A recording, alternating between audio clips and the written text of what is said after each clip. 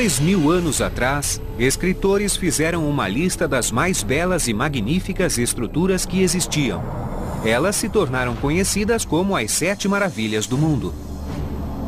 No Egito, havia a Grande Pirâmide em Gizé e Faraós, o farol de Alexandria.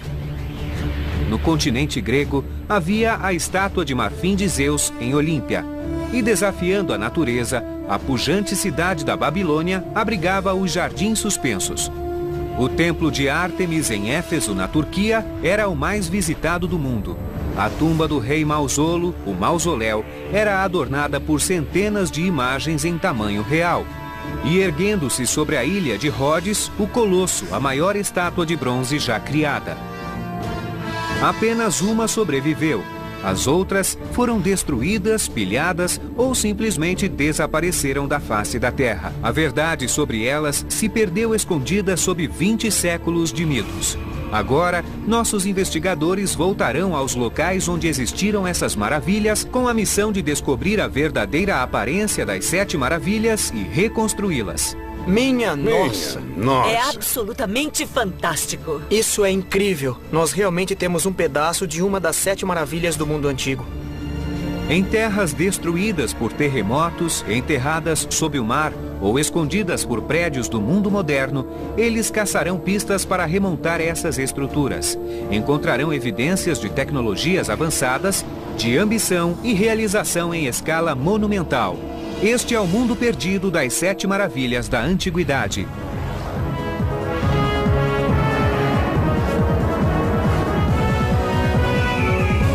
Mundos Perdidos, as 7 maravilhas do mundo.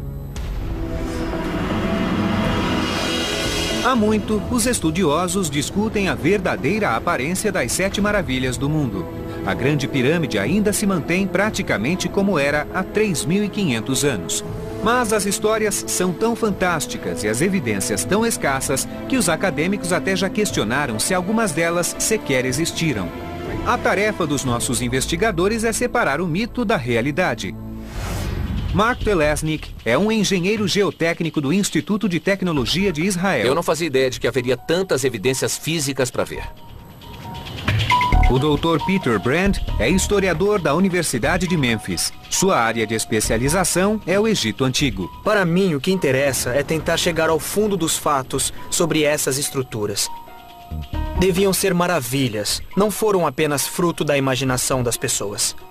Tessa Dunlop é formada em literatura clássica pela Universidade de Oxford.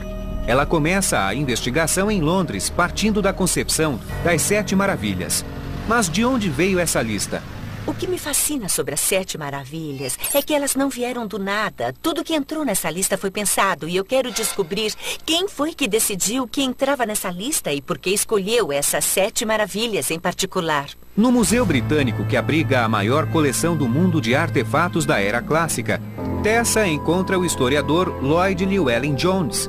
Lloyd identifica as origens da lista na Grécia Antiga. O que exatamente é uma maravilha? Qual é a definição? Essa é uma boa pergunta, porque os próprios gregos não teriam usado a palavra maravilha quando essas listas foram originalmente compiladas. Os gregos usaram a palavra theaton, que significa ver, visão, um lugar que valia a pena ser visitado, esse tipo de coisa. E no decorrer dos séculos, com o passar do tempo, essa palavra foi mudada para tauma, que significa maravilha. Mas era mais do que uma lista de atrações turísticas. Ela foi criada na época em que a cultura grega dominava o mundo antigo. Alexandre o Grande havia liderado a mais temida força militar da história para conquistar desde a Índia até o Egito.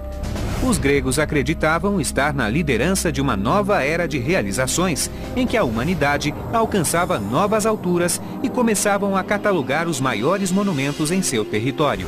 Então, já que existem tantas maravilhas criadas pelo homem, por que 7? E por que estas 7 em particular? Sabemos que os matemáticos e astrônomos babilônios eram muito ligados no número 7. De certo modo, 7 é o número derradeiro, então eu suponho que englobe tudo, englobe o conceito da totalidade. Embora escritores antigos como Heródoto tivessem escrito sobre os lugares que consideravam importantes, a primeira lista dos 7 marcos definitivos só surgiu no século II a.C. Aqui está. E esta lista, compilada por Antípatro de Sidron, traz uma surpresa. Aqui ele fala sobre o fato de que deitou os olhos sobre as grandes muralhas da Babilônia, que são largas o bastante para carruagens, em uma estátua de Zeus, e então ele fala do Colosso do Sol e dos Jardins Suspensos. Ele fala sobre a grande obra das pirâmides e depois da grande tumba do Mausolo, e diz que a mais grandiosa de todas é o Templo de Ártemis. Mas esta não é a mesma lista que conhecemos hoje. Faros, o farol de Alexandria, não é citado. A referência mais antiga a ele é encontrada em escritos do século VI depois de Cristo, e a lista de maravilhas antigas que possuímos atualmente tem talvez menos de 500 anos. O critério que conhecemos hoje é amplamente aceito devido às influências que tivemos do período renascentista, desde a Renascença e até o Iluminismo, quando artistas, especialmente alemães e holandeses, recriavam representações visuais de como eles imaginavam as 7 maravilhas do mundo, e este é o critério adotado até hoje. Imagens como estas gravuras de Martin van Heemskerck reacenderam o fascínio pelas 7 maravilhas. Elas mantiveram a ideia viva no imaginário coletivo. Mas quando foram criadas, algumas estruturas já estavam perdidas havia 1000 anos. E os nossos pesquisadores precisam de evidências arqueológicas diretamente relacionadas às próprias edificações. A busca por evidências físicas começará na Alexandria com Peter Brandt. Tudo o que sabemos fisicamente sobre o farol garante sua posição como uma das maravilhas do mundo. Em uma ilha esquecida, ao largo da costa egípcia, no trabalho de design de uma torre de 2000 anos e em pedras que descansam sob as ondas há 6 séculos, Peter começará a construir uma imagem de Faros, um farol que guiava navios até a maior cidade da antiguidade e uma das mais esquivas das 7 maravilhas da antiguidade.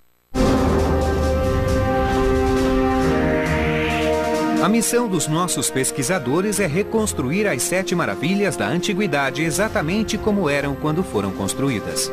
Embora a lista tenha se originado em escritos do século III a.C., ela deve grande parte de sua fama a uma série de gravações extravagantes feitas centenas de anos mais tarde. Agora o historiador Peter Brandt quer desvendar o mito e construir uma imagem do farol mais famoso da história. Dizem que ele tinha 3 estágios e mais de 90 metros de altura. O nome era Faros.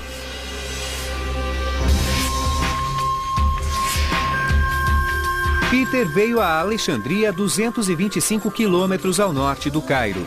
Há mais de 2000 anos, este é o porto mais movimentado do Egito desde que Alexandre o Grande veio para cá. Em 331 a.C., ele fundou a cidade que levaria seu nome. Estou em um mercado movimentado na Alexandria atual. E nada mais adequado porque a antiga Alexandria era o centro comercial do mundo mediterrâneo. A cidade se tornou uma das maiores da antiguidade e um posto avançado da cultura grega no coração do Egito. Seduzia tanto intelectuais como comerciantes. A biblioteca que tanto os atraía, assim como a maior parte da cidade de Alexandre, há muito se foi. E exceto pelas lendas, resta pouco de Faros. A gravura de Martin van Heemskerck retrata uma edificação quase mágica, uma estrutura envolvida por uma rampa em espiral que se elevava até as nuvens. Há muitas histórias mirabolantes sobre o farol. Parece que ele podia ser visto a quase 500 quilômetros de distância. Mas o que eu quero descobrir é o seguinte: qual era a aparência real do farol? Mas existem relatos mais verossímeis. Estrabo, o historiador grego, escreveu: uma rocha que tem sobre si uma torre admiravelmente bem construída de mármore branco e muitos andares. Representações de Faros como uma simples torre podem ser vistas em moedas antigas encontradas na cidade. Agora, Peter viaja a 80 quilômetros ao longo da costa, partindo de Alexandria, para examinar uma estrutura que parece combinar com as moedas e com as descrições antigas. Esse monumento foi construído para honrar um dignatário egípcio na época em que Faros ainda estava de pé. E a semelhança com as moedas é inegável. Ele combina de maneira racional e crível com as descrições que temos. Tem uma base quadrada, uma seção mediana ligeiramente menor, de forma octogonal, e uma torre cilíndrica no topo, menor ainda. Seu formato incomum e o fato de que confere com antigas descrições e imagens levam à conclusão de que esta edificação é uma versão em miniatura de Faros. Faz todo o sentido para algum indivíduo ambicioso, em algum momento, decidir fazer o próprio farol em miniatura, esse marco local assombroso.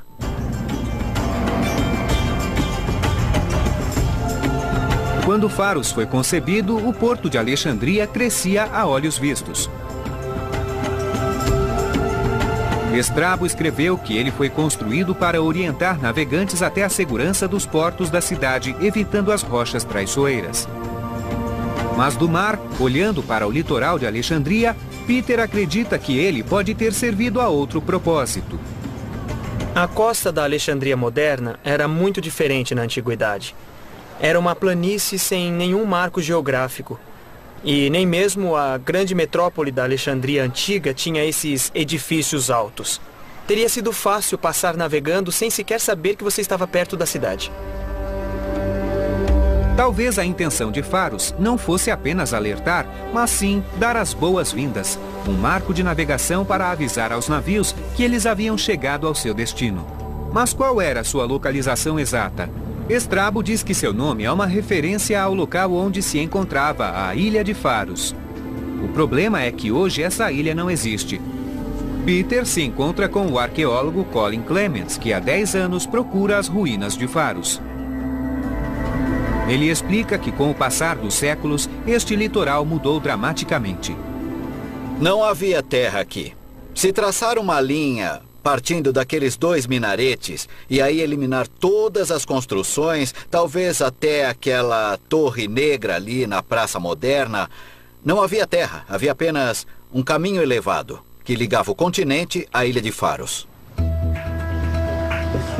Nos séculos III e IV a.C., algumas poucas centenas de metros de água separavam esta pequena massa de terra do continente. Ela era acessada através de um caminho elevado, uma passagem de pedra construída pelo homem que dividia o porto da cidade em 2. No decorrer de centenas de anos, um acúmulo natural de lodo fez a costa retroceder. Hoje, edifícios cobrem essas novas terras. Isso dificultou muito descobrir a localização exata do farol. Para estreitar suas buscas, Colin partiu de uma lenda local que afirma que esta fortaleza foi construída sobre as ruínas de Faros. Sua equipe começou a mergulhar aqui e encontrou ouro. Nossas pesquisas mostraram que onde estamos mergulhando, a concentração de elementos arquitetônicos antigos que procuramos está bem aqui sob a água. Em uma área de quase 1,5 hectares até hoje, registramos cerca de 3.000 elementos arquitetônicos, e existem mais. As ruínas estão espalhadas em 1,5 hectares do leito do mar, e algumas partes são tão grandes que só poderiam ter pertencido a uma estrutura imensa. Colin acredita que pertenciam a Faros. Encontramos blocos que, de tão enormes, só podem ter vindo de um monumento muito grande. São blocos de granito de 11 metros que pesam 70 toneladas. O tamanho desses blocos certamente é um indício de que eles pertenciam a uma estrutura monumental.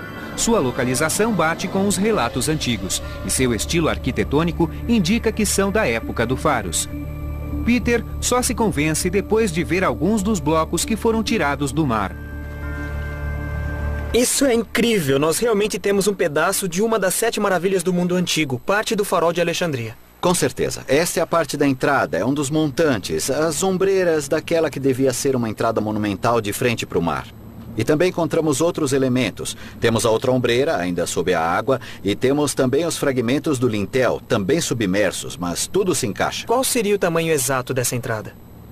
Quando estava de pé com as 2 ombreiras e o lintel, calculamos que a porta teria mais de 12 metros de altura, uns 3 de profundidade e uns 4,5 metros de largura só a entrada. Então era um portal monumental. Ao juntar as pistas, podemos começar a recriar o farol, e a escala das ruínas reforça os escritos dos textos antigos, que nos dizem que era uma estrutura imensa, talvez de 90 metros de altura. E a réplica em escala que Peter viu é uma evidência convincente de seu formato geral.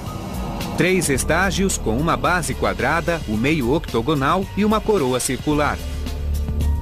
Mas as partes da porta que foram recuperadas levam a outra pergunta.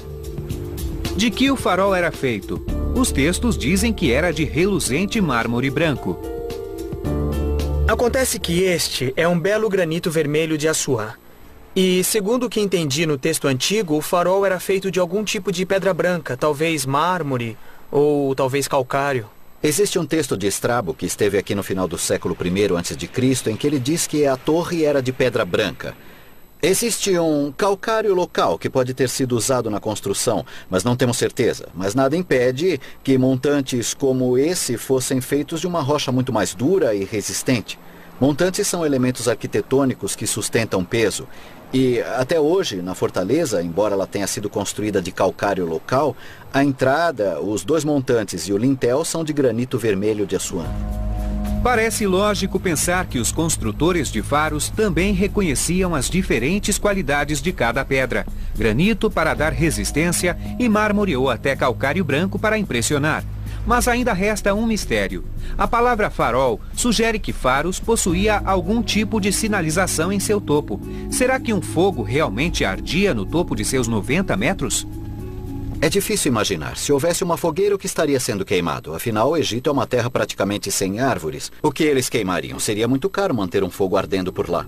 Os especialistas estão divididos. Dizem que Faros permaneceu de pé por 1.600 anos e que no decorrer desse tempo o farol recebeu adaptações. Embora nenhuma evidência conclusiva tenha sido encontrada, é possível que um dia ardesse nele uma chama. Mesmo se não houvesse nenhum fogo em seu topo, ele brilharia sob o sol e, portanto, seria uma baliza graças apenas aos materiais que constituíam a edificação. E agora podemos recriar Faros. Em sua base havia uma entrada imponente e esculturas majestosas, esculpidas em granito vermelho de Assuã. Revestido de calcário branco, ele seria tão alto quanto o prédio do Capitólio em Washington. Este não era apenas um farol comum, mas um marco que atraía milhões até uma das cidades mais importantes do mundo. Na cidade de Éfeso, 800 quilômetros a noroeste do outro lado do mar, ficava uma edificação que atraía ainda mais pessoas. Era o santuário mais visitado do mundo antigo, o lar de Ártemis de Éfeso, a deusa da fertilidade. Alguns dizem que é o maior templo que já foi construído. As 7 maravilhas já eram lendárias mesmo quando existiam. Mas uma delas atraiu multidões como nenhuma outra. Era um templo enorme de 130 por 70 metros, criado para cultuar uma deusa.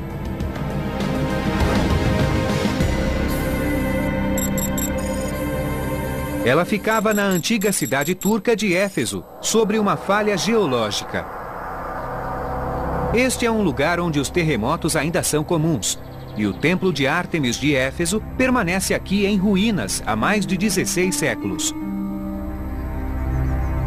Ártemis, adorada pelos romanos na forma de Diana, era a mais reverenciada e adorada de todas as divindades femininas. Era a caçadora, a deusa da lua e da castidade. Em Éfeso, era a protetora dos partos e deusa da fertilidade, e este templo foi construído por suas devotas. Dizem que foi o maior templo do mundo antigo. Mas a imagem mais famosa do templo parece não ter sido retratada com precisão. A imagem mais conhecida do templo é este desenho de Heemskerk do período renascentista. E ele era um homem que permitia que o presente influenciasse sua interpretação do passado. Então o que temos é uma imagem de uma igreja italiana meio atarracada. Mas eu quero saber se esta é realmente uma representação do templo ou se de fato ele era muito mais grandioso. Tessa Dunlap encontra-se com o arqueólogo Julian Bennett. Ele passou anos explorando as ruínas do templo e da cidade que cresceu à sua volta. Julian, qual é a relação de Éfeso com o templo de Ártemis? Eram intimamente ligados. O santuário de Ártemis provavelmente foi construído muito tempo antes de haver um assentamento aqui. Mas com o passar do tempo, o santuário e o templo atraíram tantas pessoas que nasceu uma cidade aqui também. Séculos antes da construção do templo, o local abrigava um simples santuário.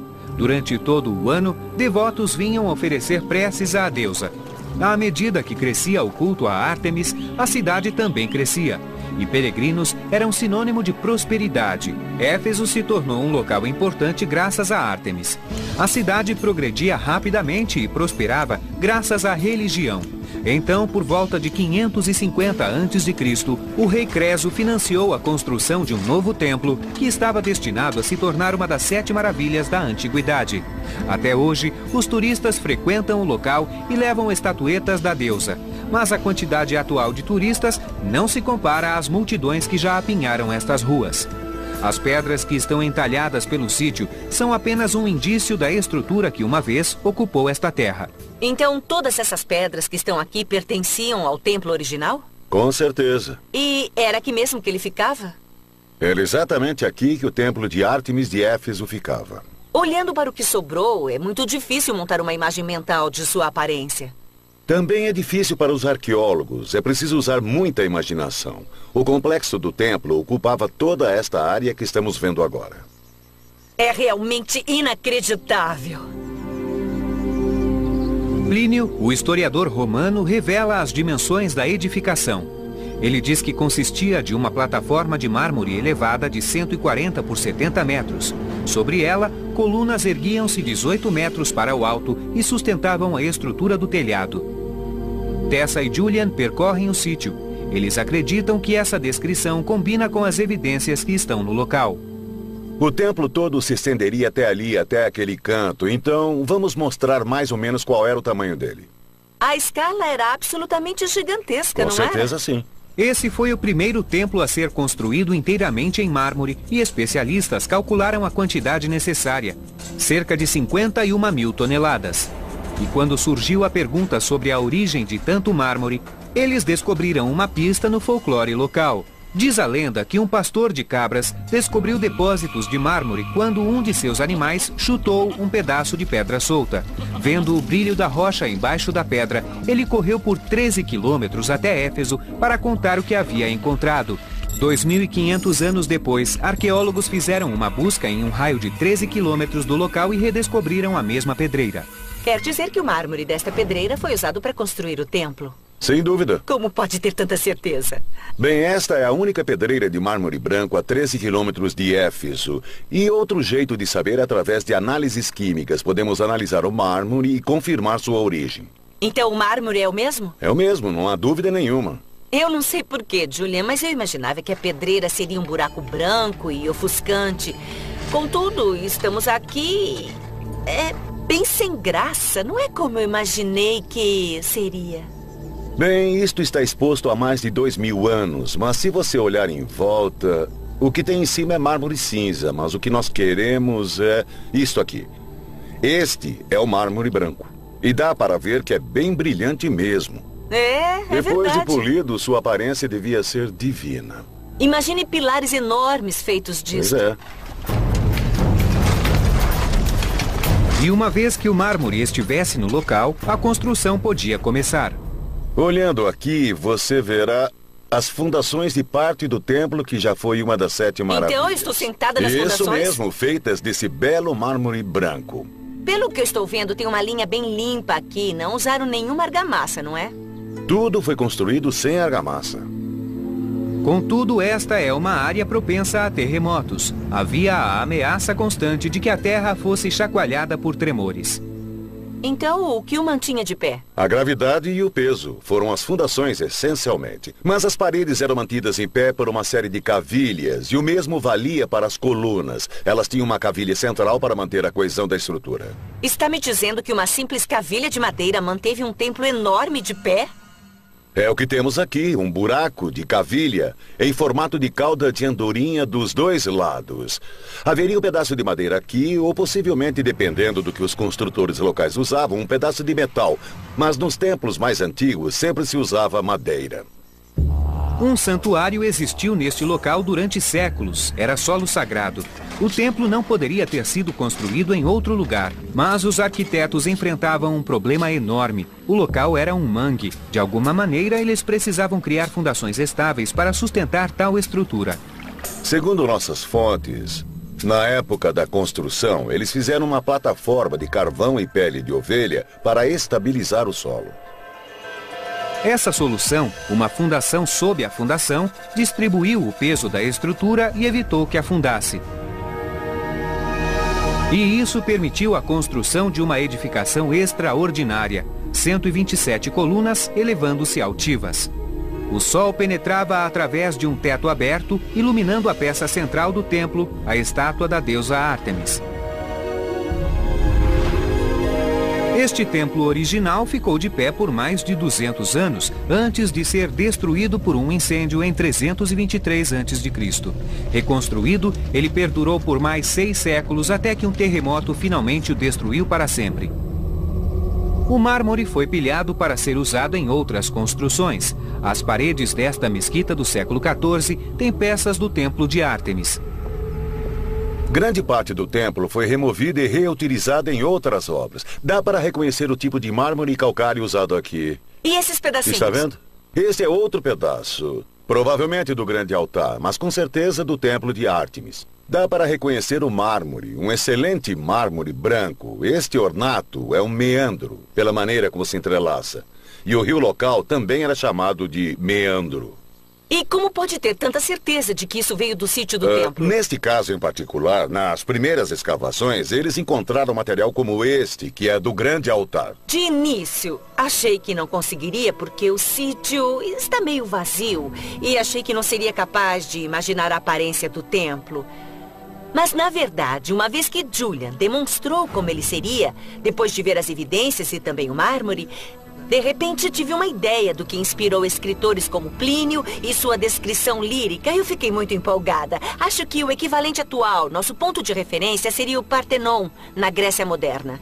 Mas isto faz o Partenon parecer minúsculo. Teria sido maior, mais amplo, mais alto, mais intrincado e mais brilhante. E é claro, o ponto central do templo era a estátua de Ártemis. Pelos padrões modernos, este prédio era imenso.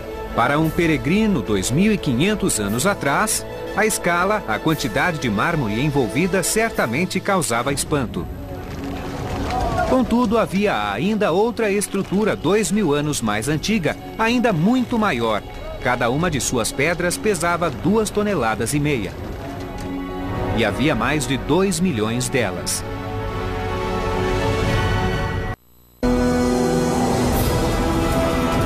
Uma das primeiras listas das 7 maravilhas do mundo foi compilada por volta do século III a.C. pelo historiador grego Antípatro de Sidron. Quando foi escrita, um dos monumentos da lista já era uma lenda e já tinha 2.000 anos. A Grande Pirâmide de Gizé fica nos limites do Cairo, a capital do Egito. Ela ocupa uma planície rochosa conhecida como Platô de Gizé. Ela se encontra ao lado de 2 outras pirâmides, mas a Grande Pirâmide, a maior das 3, foi construída para o faraó Quéops. O objetivo era garantir sua passagem segura para o além-túmulo. O historiador Peter Brand quer saber como ela foi construída. Estou na periferia da Cairo atual para visitar a única maravilha sobrevivente da antiguidade, a Grande Pirâmide de Gizé. Muitos ainda acham que existem mistérios cercando esta estrutura maravilhosa. Por exemplo, como ela foi construída. Mas acho que existem pistas para entendermos como os antigos conseguiram construir essa obra fantástica. Peter convoca Dennis Stocks, um egiptólogo que concentrou sua pesquisa nas ferramentas e técnicas utilizadas pelos construtores das pirâmides. Não importa quantas vezes eu venho aqui, eu nunca me canso de olhar. É simplesmente incrível mesmo. 145 metros de rocha maciça. Até o final da construção da Torre Eiffel em 1889, esta era a mais alta estrutura já construída pelo homem na Terra. Sua construção, que levou 20 anos, exigiu quase 2,5 milhões de blocos de pedra, cada um pesando cerca de 2,5 toneladas. No decorrer de 20 anos, isso significa posicionar um novo bloco a cada 2 minutos. E existem 203 fileiras de blocos. Cada lado da pirâmide mede 230 metros com margem de erro de centímetros. E cada um de seus cantos está alinhado com pontos cardeais. Gostaria de saber como descobriram onde ficava o norte. Bem, Peter, com a ajuda destas 2 ferramentas aqui. Elas já foram encontradas em representações de tumbas e também temos modelos delas. E estas são réplicas. Estas ferramentas simples, chamadas Bey e Merket, eram usadas para marcar os pontos onde uma estrela nascia e permanecia perto da estrela polar. A partir disso, um ângulo podia ser estabelecido, e uma linha no meio desse ângulo mostrava o norte. Então teremos uma linha perfeitamente reta que corre exatamente do norte para o sul. Aí teremos um dos lados da nossa pirâmide. Mas o que eu quero saber é como transformar essa linha reta numa base quadrada, sobre a qual podemos construir a pirâmide. O processo de traçar um quadrado começa pela marcação da linha norte-sul. Vamos pôr esta pedra aqui. Pronto, já estabelecemos que estamos perfeitamente alinhados na direção norte-sul. E agora... Precisamos de outra linha na direção leste-oeste. Você leva para lá e eu ponho a minha pedra aqui. Pronto, pode pôr a sua no chão. Isso aqui. Mesmo. Prontinho. Agora, como é que nós vamos conseguir ângulos retos do leste para o oeste? Usando esta ferramenta. É um esquadro simples. Nós sabemos que os esquadros eram usados pelos egípcios porque temos modelos deles. E podemos usar o esquadro desta maneira. Podemos colocá-lo ao longo da linha norte-sul e depois usar a segunda linha para estabelecer a direção leste-oeste. Ao mover a segunda linha até se alinhar com o esquadro, pode-se estabelecer a direção leste-oeste. Está um pouco fora. Um pouco mais, um pouco mais. Pronto. O comprimento da lateral é medido com precisão. Depois, o processo é repetido no canto seguinte. Uma vez marcados os 4 cantos, o processo é repetido para eliminar erros. E, finalmente, um quadrado quase perfeito pode ser construído. Embora fosse preciso muita habilidade, esta era a parte fácil da construção. A etapa seguinte envolvia cortar, dar forma e erguer quase 6 milhões de toneladas de rochas. Vestígios de uma pedreira podem ser encontrados na sombra da pirâmide. Em suas paredes, antigas marcas de formões mostram onde a rocha foi cortada à mão. Cada pedaço de rocha talhada tinha de ser transformado em um bloco. A rocha era partida usando um martelo, uma cunha e a habilidade do pedreiro. Ele usa a talhadeira para fazer um furo inicial em um local cuidadosamente escolhido e então parte a rocha com 2 ou 4 golpes.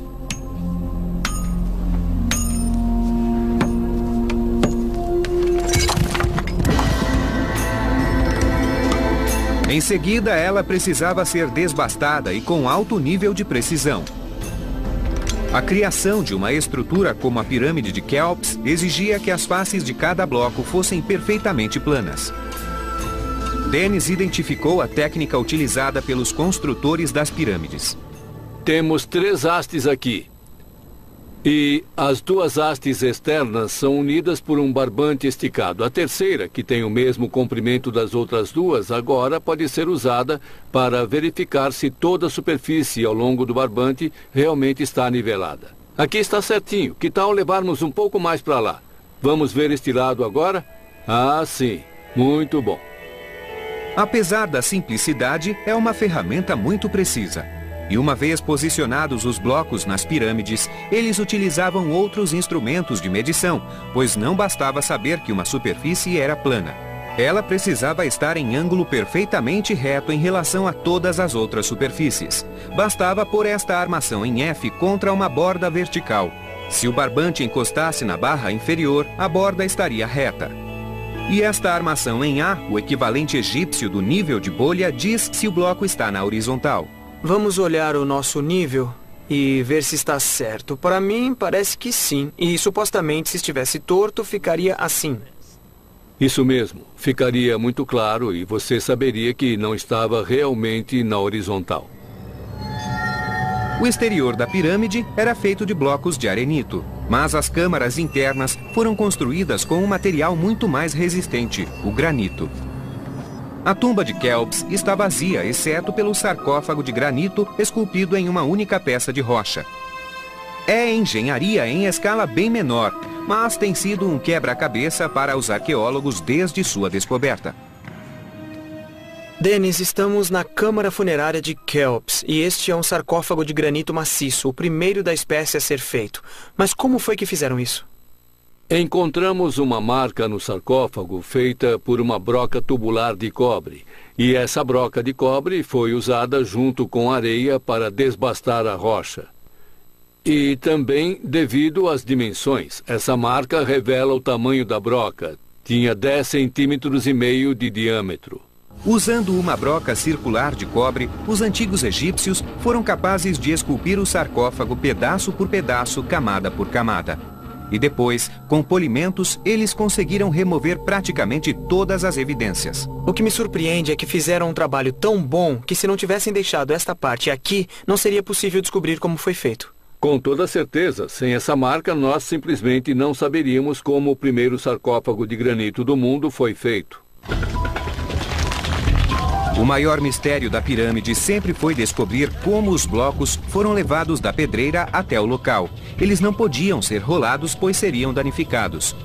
Os egiptólogos descobriram evidências que mostram como pode ter acontecido. Este trenó seria capaz de sustentar um bloco pesando mais de 2 toneladas. Cerca de 6 homens fortes seriam necessários para puxá-lo sobre uma superfície plana. Mas à medida que a pirâmide subia, os blocos tinham de ser transportados cada vez mais para cima. Acredita-se que eles usavam rampas, mas se fossem íngremes demais, teria sido impossível puxar o trenó. No Egito, as rampas não podiam ter mais de 7 graus de inclinação. Existem provas concretas disso porque os meus experimentos mostram que se tiver mais de 7 graus, o trenó escorregará para trás sozinho. Se a inclinação fosse de apenas 7 graus, à medida que a pirâmide ficasse mais alta, a rampa teria de ser mais longa. Finalmente, teria de ser tão longa que passaria da pedreira. Mas existe uma teoria alternativa. Uma rampa circular, assim chamada porque circunda a pirâmide. Manobrar grandes blocos de rochas em volta dos 4 cantos teria sido difícil. Mas Dennis acredita saber como as rampas foram usadas, combinando uma parte reta e uma parte circular. Eu acho que a solução era a rampa ser reta até uma parte do caminho, porque até 2/3 da subida, muitos blocos teriam de ser arrastados. Mas depois disso, no último terço da pirâmide, a quantidade de blocos para arrastar seria muito menor. Então, isso significa que eles podem ter usado uma rampa circular no último terço da pirâmide. Esse método de construção das pirâmides sempre foi uma teoria, até agora. Recentemente, arqueólogos descobriram uma rampa no platô de Gizé, a poucos metros da Grande Pirâmide. É surpreendente que isto tenha sobrevivido aqui. Ah, é sim. E é claro que esta parede reteve todo o cascalho e tudo mais que subia naquela rampa. Então deve ter sido feito de cascalho solto e depois eles construíram esta parede de tijolos de argila para conter os escombros. Isso. Ela permitiu a construção da Grande Pirâmide em apenas 20 anos. E quando estava terminada, era muito diferente do monumento que conhecemos hoje. Estava envolta em calcário liso, muito pilhado e usado em edificações por toda Cairo. Temos uma ideia de qual seria sua aparência a partir dos blocos de calcário restantes em volta do pináculo desta pirâmide menor, nas proximidades. E agora podemos mostrar a Grande Pirâmide completa como ela era cerca de 4.500 anos atrás. Com 146 metros de altura e cobrindo uma área de mais de 5 hectares. E o que faz dela uma das verdadeiras maravilhas do mundo não é o mistério, nem a vanguarda da tecnologia usada em sua construção, mas sim a engenhosidade, porque algumas das ferramentas que vimos aqui são as mais simples que se pode imaginar. Contudo, eles conseguiram produzir resultados incríveis, precisos e surpreendentes. Se a Grande Pirâmide tivesse sido destruída, talvez fosse difícil acreditar que as 7 maravilhas existiram, especialmente porque nunca se encontraram evidências para uma delas, um jardim suntuoso no meio do deserto. As 7 maravilhas do mundo eram verdadeiras exibições de ambição e feitos de engenharia. E uma delas seria lembrada como uma tentativa de desafiar a natureza, um oásis feito pelo homem no deserto. Os Jardins Suspensos da Babilônia. Sabe-se menos sobre eles do que sobre qualquer outra das maravilhas. E os especialistas estão até divididos sobre sua existência. Dentre todas as 7 maravilhas, eu realmente acho que os jardins suspensos são a mais problemática porque há bem menos pistas para seguir. Então eu quero descobrir quais são as evidências arqueológicas, quais são os documentos que existem e também o que nós de fato queremos dizer com a palavra suspensos. Se esses jardins eram elevados, então como é que eles eram regados? Dizem que a Babilônia era a cidade mais espetacular do mundo. Hoje, suas ruínas podem ser encontradas na província de Babil, no Iraque, 80 quilômetros ao sudoeste de Bagdá, assolada pela guerra. Durante muitos anos, arqueólogos vasculharam estas terras para encontrar provas de que os jardins suspensos eram reais e fizeram algumas descobertas surpreendentes, muralhas, palácios e templos, mas nenhum sinal de um grande jardim. Grande parte do que foi encontrado foi construída por um rei babilônio citado no Antigo Testamento, o rei Nabucodonosor II, que reinou por volta de 650 a.C. Sabemos disso porque ele mantinha registros detalhados do que construía, em escrita cuneiforme, em tábuas, cilindros e até mesmo em tijolos. Mas existe alguma menção do jardim suspenso? Tessa se encontra com um especialista em Babilônia, o professor Irving Finkel, no Museu Britânico. Nabucodonosor II reconstruiu a cidade de cima a baixo sem poupar despesas, e ele fez questão de deixar um registro bem detalhado, então todas as suas realizações foram registradas com orgulho e em detalhe, e nenhuma dessas linhas de escrita cuneiforme diz alguma coisa sobre os jardins. Então, sem evidências arqueológicas dos jardins e sem nenhum relato do rei, por que persiste a ideia de que eles existiram? As únicas informações concretas de que dispomos vêm dos historiadores gregos. Antípatro, escrevendo no século III a.C., fala sobre eles assim como Estrabo. Acho que o testemunho dos gregos tem de ser levado a sério. Afinal, todas as outras maravilhas existiram. Sabemos disso porque algumas ainda existem. Então, para essa história ter começado, deve ter existido alguma coisa na Babilônia. Então, os gregos escreveram em um período posterior, quando os jardins suspensos e Nabucodonosor já não existiam. Sim, mas precisamos levar muito a sério o que esses gregos dizem, porque eles só falavam a verdade. Mas se os jardins existiram, por que Nabucodonosor não fez menção deles?